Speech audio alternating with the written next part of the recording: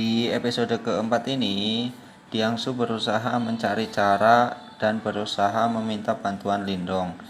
Tapi Jiang Li merasa tidak enak karena Lindong telah berkali-kali menyelamatkan mereka. Meski sudah dilarang sedemikian rupa oleh ayahnya, ternyata Jiangsu tidak menurunkan niatnya dan tetap meminta bantuan kepada Lindong untuk menyelamatkan keluarganya. Sesekali lagi, yaitu dengan menggantikan ayahnya melawan Luo Jiyu. 明日与血酒武馆的生死斗，还望灵动公子能够出手相助。 Melihat Lindong agak ragu-ragu untuk memenuhi permintaannya, ternyata Jiangsu tidak datang begitu saja dengan tangan kosong. Setelah mengumpulkan keberaniannya, Jiangsu kembali memohon kepada Lindong untuk menggantikan ayahnya dengan tubuhnya sendiri. Maksudnya adalah, ya pasti sudah paham lah. Saja Lindong tidak bisa menerima penawaran Jiangsu yang begitu ekstrim, karena Lindong tentu saja bukan lelaki yang mengambil kesempatan yang begitu instannya. Karena Lindong menolak permintaan Jiangsu, Jiangsu berkata kepada Lindong bahwa selama ini ayahnya telah berjuang sendirian membesarkan dirinya dan juga Yanjin, serta mengurus dojo mereka. Karena itulah Jiangsu tidak akan membiarkan ayahnya mati begitu saja. Setelah melihat Jiangsu sedih, Lindong membantu untuk pertarungan besok sehingga membuat Jiangsu merasa bahagia. 真不知该如何感谢灵动公子。 Sementara itu, di markas dojo bela diri Elang Darah, Lausan yang sebelumnya dihajar oleh Lindong yang tangan sebelah kiri patah sedang mengadu kepada ayahnya dan meminta ayahnya membalaskan dendamnya kepada Lindong. Melihat putranya begitu terluka parah, tentu saja Lauji sangat kesal. Jika dojo Elang Darah itu berjanji ingin membalaskan dendamnya kepada Lindong, juga ingin menghancurkan eksistensi dojo Elang di kota Daiying.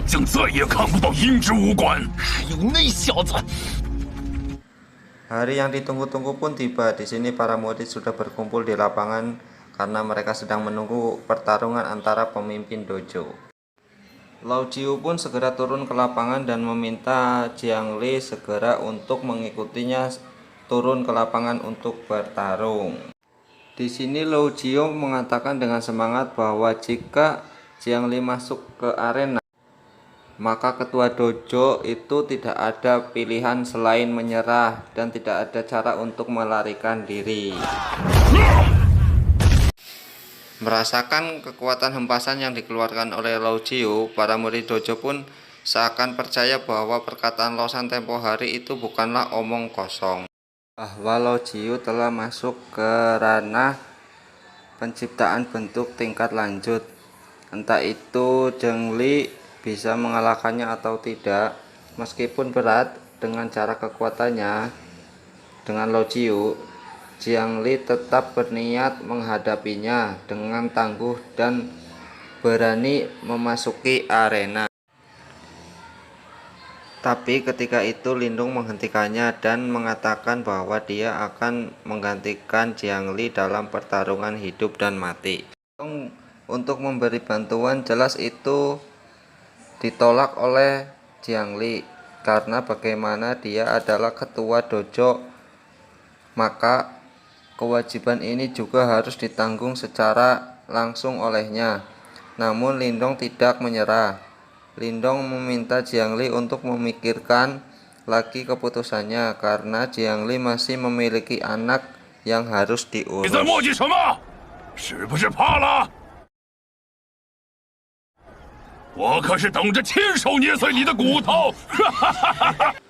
Ketika itu juga Lindong yang tidak tahan akan hinaan Lao Jiu langsung masuk ke arena tempur tanpa persetujuan dari Jiang Li dan berkata bahwa dia adalah murid baru dojo Elang yang akan bertarung dengan Lao Jiu. 有我这个小角色出马便够了，何须劳烦我们馆主动手？ Melihat Lindong yang turun masuk ke arena untuk bertarung, Lao Jiu pun meledek Jiang Li. Tapi Lindong dengan santai dan membalas. Melihat Lao Shan ikut dalam pembicaraan, Lindong mengingatkan akan memberi pelajaran bahwa jika dia tidak berhati-hati, dia akan mati di masa depan. 只不过是替你爹管教你，免得今后不长眼，丢了小。 Karena melihat Lindong begitu percaya diri dan tidak memiliki rasa takut sama sekali, Lao Ji pun ikut kesal menghadapi Lindong terlebih dahulu sebelum menghancurkan dojo bela diri elang, dan pertarungan Lindong dan Lao Ji pun tidak terelakkan lagi.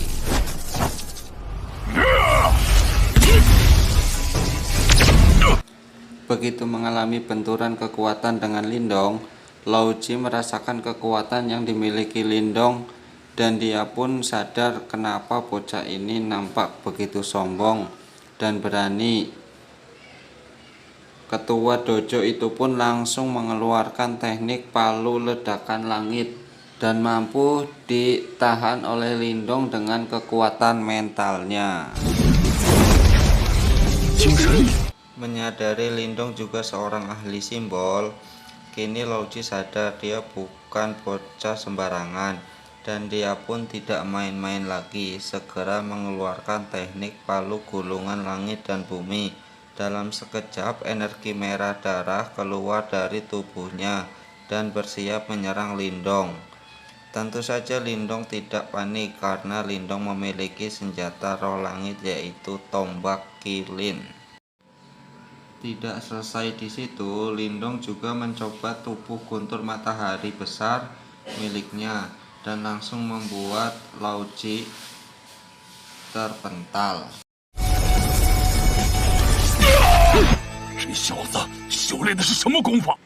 Meskipun kesal, Lao Jiu juga heran karena bisa mencapai level ini dalam usia muda. Namun Lao Jiu juga tidak memiliki keinginan untuk mundur atau kabur dari bocah sombong ini, sepertinya Lindong. Akhirnya Lao Jiu mengeluarkan teknik pamungkasnya yang merupakan teknik perubahan wujud, yaitu transformasi kera iblis. Di sini untuk membalas teknik Lao Jiu, Lindong pun mengeluarkan tapak iblis prasasti emas, yang teknik ini berbentuk kotak untuk menahan transformasi kelak. Melihat prasasti itu menghimpit Lao Jiu di tanah, dojo elang itu pun terkejut setengah mati. Ketua dojo yang sebelumnya memimpin mau menang, tapi ternyata situasinya sekarang sudah berbeda. Para murid-murid pun bersorak gembira ketika melihat Lao Ji posisinya akan kalah. Namun saat itu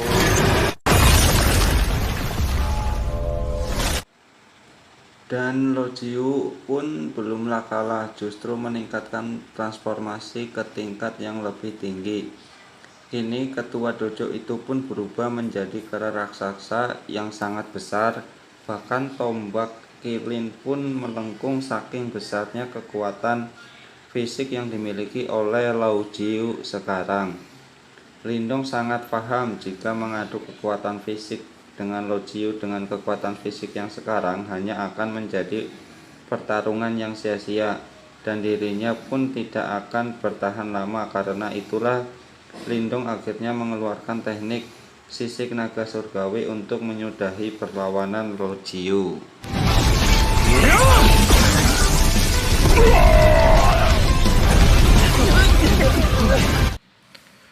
Kini Lao Jiu benar-benar tidak akan mampu melawan Lindong. Untuk itu dia pun mengakui kekalahannya. Dan di sini Lindong meminta seluruh dojonya pergi dari kota Daying. Meskipun sudah mengakui kekalahan, ternyata Lao Jiu masih tidak terima. Karena itulah dari sisa-sisa tenaganya, Lao Jiu pun menyerang Lindong secara diam-diam. Tapi serangan kecil seperti ini tentu saja bisa ditahan dengan mudah oleh Lindong. Tapi Lindong jadi murka dan sekali lagi menghajar Lo Jiu sampai tidak bisa bergerak sama sekali. Dengan demikian, pemenangnya adalah Lindong. Dan sebagai hukumannya, dojo bela diri Elang Darah harus semuanya menyingkir dari kota Daying. Jiang Li benar-benar berterima kasih kepada Lindong. Bagaimanapun, Lindong telah menyelamatkan seluruh keluarga dan dojo bela dirinya dan eksistensi di kota Daying. Jiang Li mengatakan bahwa dirinya dan seluruh dojo siap memberikan bantuan kapan saja Lindong membutuhkannya. Setelah semuanya selesai, Lindong pun serta seluruh dojo bela diri Jiang Li pulang ke markasnya dan bersiap untuk berpesta merayakan kemenangan. Ketika makan malam untuk pesta sudah siap dan seluruh anggota dojo telah hadir, hanya Lindong yang belum keluar dari kamarnya. Hanya saja Jiangsu segera menyusul ke kamar Lindong. Tetapi Lindong, ternyata Lindong telah pergi dari dojo bela diri tanpa berpamitan sama sekali kepada penduduk dojo, bahkan Jiang Li sekalipun. Sementara itu, Jiansu belumlah menyerah dan menyusul Lindong dengan kudanya. Kini Lindong merasa harus membuat semuanya jelas bagi Jiansu karena masih mempunyai urusan utama yang belum terselesaikan. Ketika mendengar itu, Jiansu sadar tidak ada keinginan untuk menahan Lindong lebih lama. Jiansu harus merelakan pemuda yang dicintainya pergi.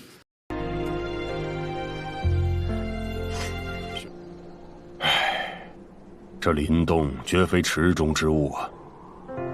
我看，将来就算是整个大燕王朝，也未必能束缚住他。 Sambil beristirahat, Lindong memeriksa benda yang berhasil dia dapatkan setelah mengalahkan Lo Jiu. Dari semua benda yang ada di kantong semesta Elang Darah, Lindong menemukan sebuah kepingan isi teknik kera iblis milik Lo Jiu.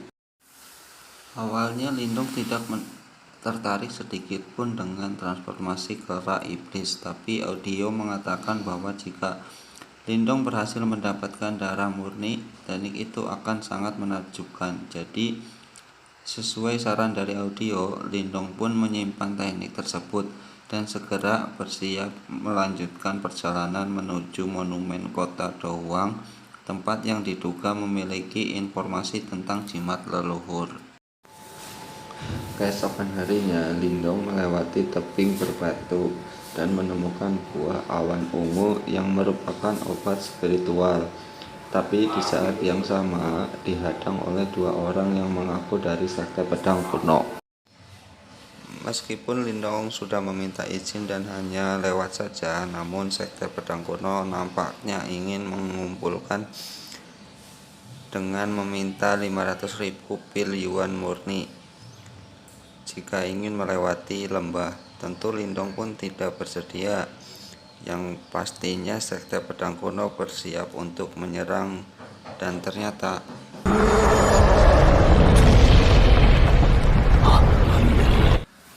ada sebuah auman dari lembah yang diduga dari kera naga kuno yang mendiami lembah.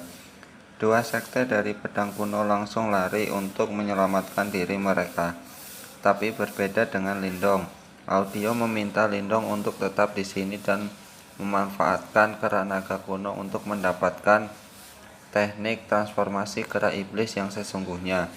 Di saat itu juga, kera naga kuno baru saja membunuh leopard gunung dan menggunakan akar energinya untuk mengumpulkan sesuatu yang seperti gumpalan merah darah.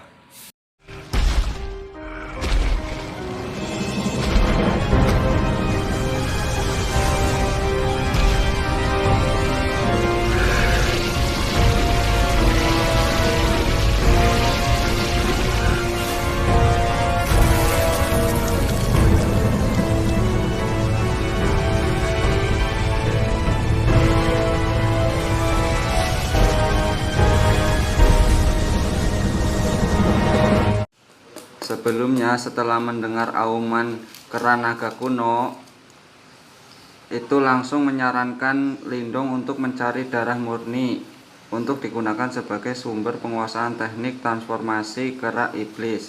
Karena biasanya saran-saran dari audio bisa dipertanggungjawabkan kebenarannya. Lindung pun mulai menginvasi gua kera naga surgawi dan menemukan kera naga surgawi itu sedang tertidur. Namun saat audio mengamati kera naga kuno dari jarak dekat, tiba-tiba saja audio itu malah bersikap pelin-pelan dan meminta Lindung untuk mundur lebih dulu. Bukannya tanpa alasan, audio melihat kalau kera raksasa itu telah mencapai ranah manifestasi.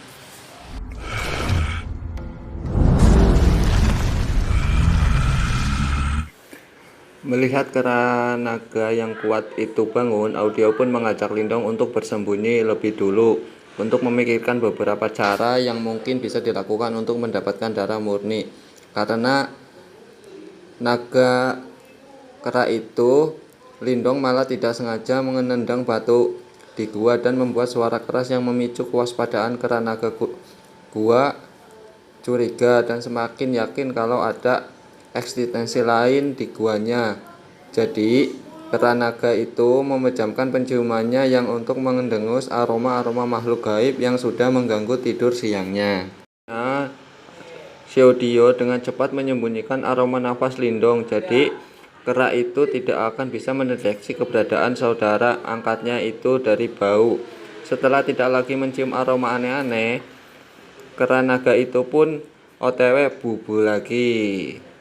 Setelah selesai memastikan karena tidak ada banyak bergerak lagi, audio menunjukkan bahwa darah murni kera naga itu ada di bagian tanduknya, dan Lindung pun segera mendekati karena untuk mengambil darah murni sesuai dengan arahan si audio. Tapi tiba-tiba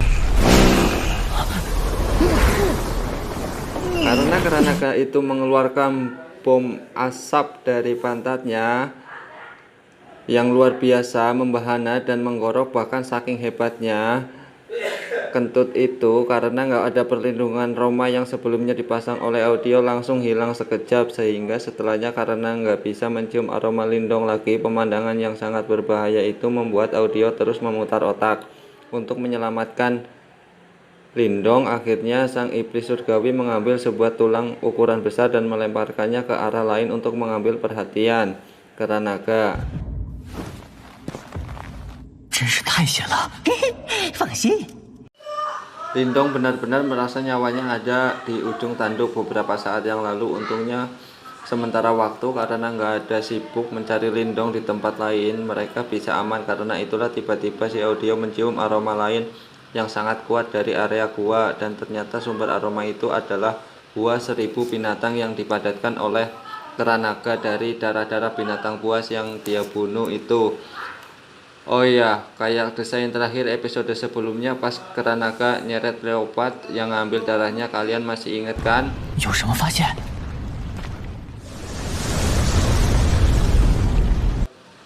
Pemurnian buah 1000 binatang bisa dikatakan sebagai metode yang sangat kejam dan sangat hanya diketahui oleh binatang-binatang yang masih memiliki ingatan kunonya. Menjelaskan kalau untuk membuat satu buah saja sesuai namanya diperlukan ribuan darah binatang buas. Namun begitu berhasil disempurnakan karena nggak bisa menggunakannya untuk berevolusi dan meningkatkan kekuatannya sampai setara dan kultivator ranah nirvana. Tapi yang membuat Lindung semakin melek adalah penjelasan audio bahwa tidak hanya karena kera naga Lindung mampu menyempurnakan buah itu, maka sudah pasti tingkat kultivasinya akan melejit pesat. Karena itulah Lindung langsung bersiap-siap mengambil buah darah ribuan binatang tersebut. 是万寿果，我就收下了。等等啊！ Audio menghentikan upaya Lindung kalau dia mengetahui kalau kera naga telah menanamkan simbol yang langsung akan berfungsi sebagai alarm atau GPS ketika buah naga yang dia curi mendengar hal tersebut. Tentu saja Lindung sangat kecewa kalau memaksa untuk merebut atau baku hantam dengan kera naga. Bukannya kultivasinya yang berpindah tingkat Jurus Lindong sendirilah yang akan berpindah alam. Tapi tiba-tiba Udio tertawa dengan bangga dan menyombongkan diri kalau dia bisa menutupi simbol yang dipasang oleh kera naga.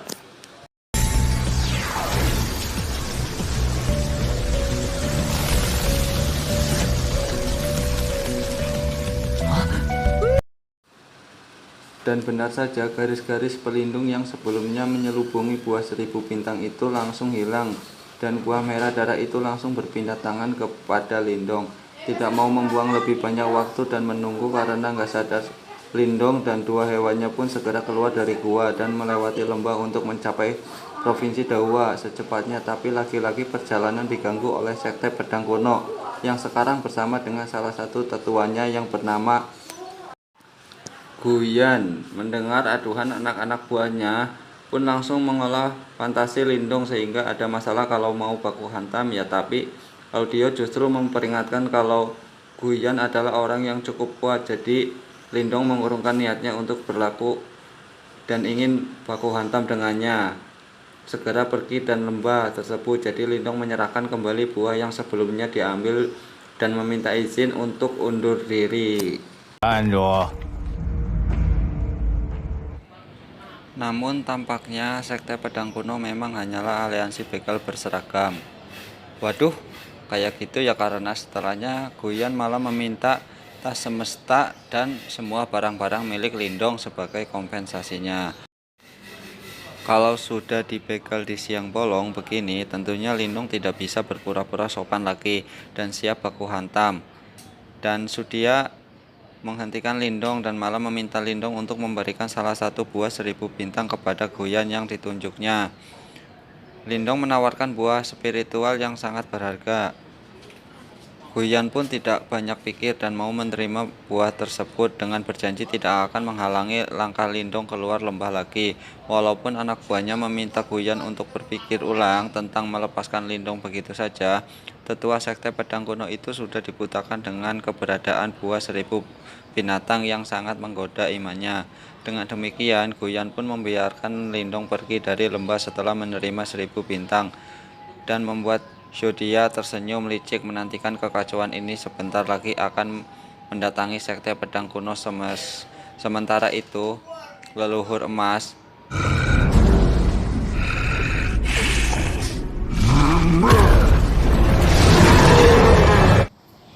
kera naga yang sudah tahu buah berharganya dicuri pun jelas langsung naik pitam.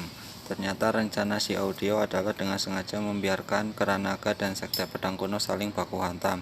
Jadi nantinya Sekte Pedang berhasil membunuh kera tersebut dan justru akan menambah keuntungan bagi Lindong untuk mengambil darah murninya.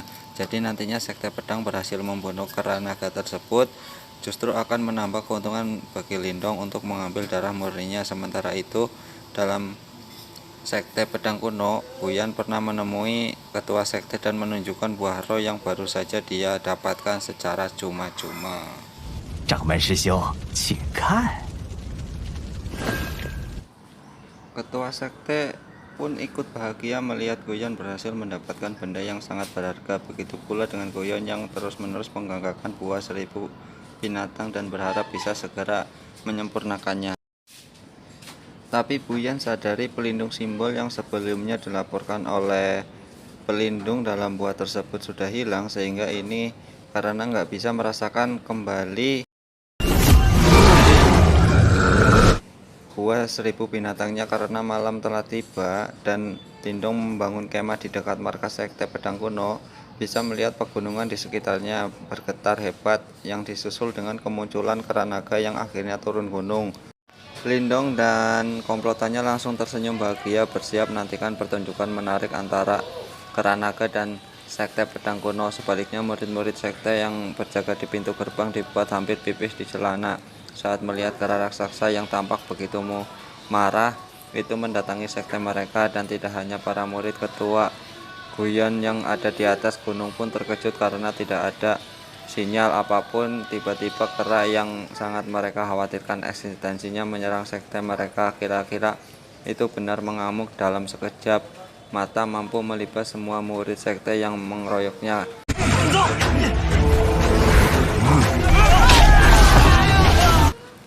Meskipun masih tidak tahu alasan apa yang mengantarkan karena menyerang sektenya, ketua sekte pun mulai menyusun strategi dan segera mengajak murid-muridnya yang berada di level Yuan dan untuk berkumpul dan membentuk formasi pedang kuno. Kemudian murid-murid telah berkumpul dan ketua sekte dibantu oleh Goyan. 布阵！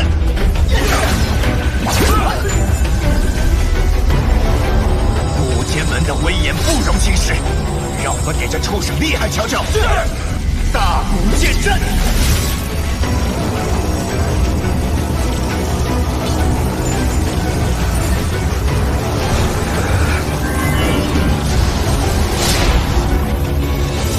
斩天地！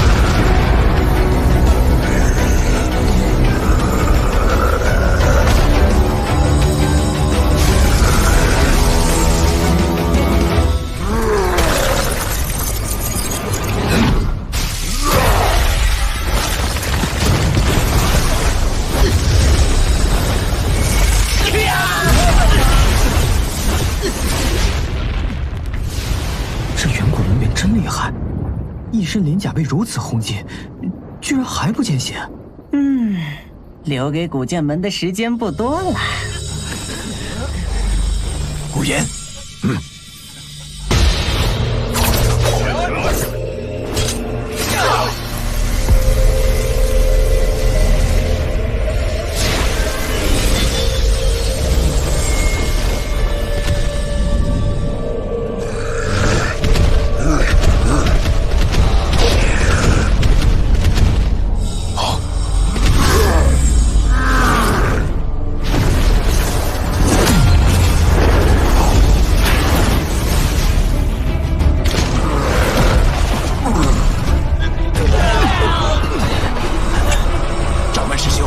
不少弟子元力快耗尽了。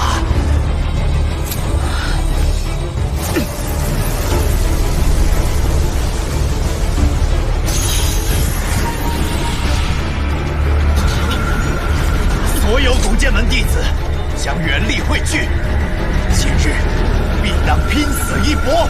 是。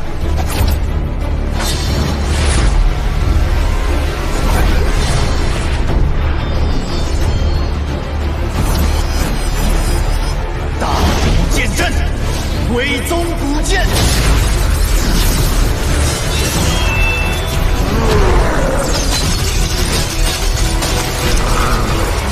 加大攻势。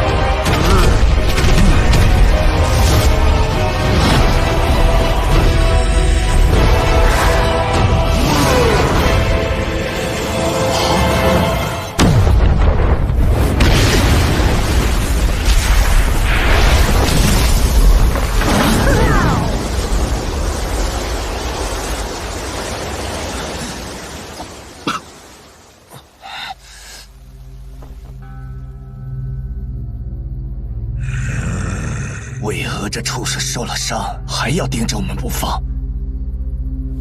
古言，给我看看你那颗灵果。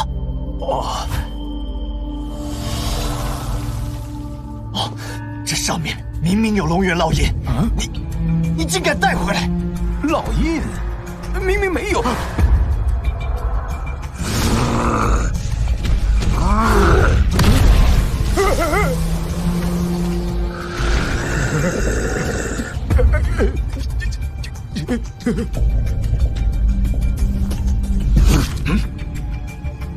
东西还你！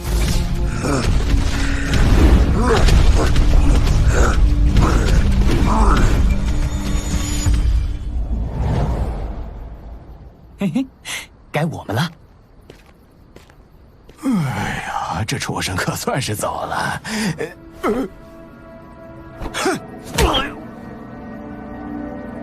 看看你干的好事！掌门师兄，我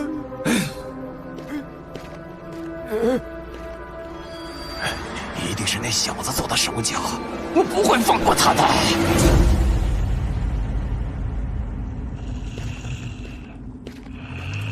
龙元受伤这会儿，警惕性最低，最适合催眠。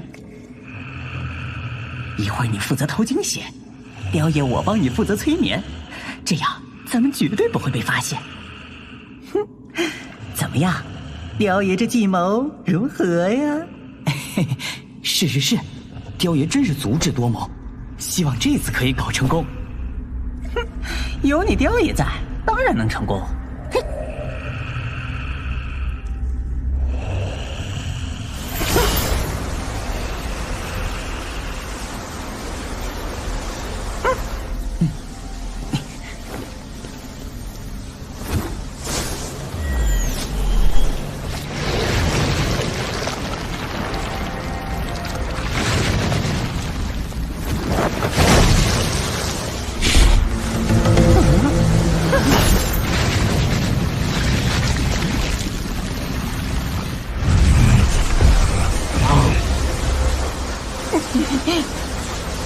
小子，加快速度，催眠快要失效了。龙焰见血到手了，小雕，我们撤。糟糕，龙元又醒了。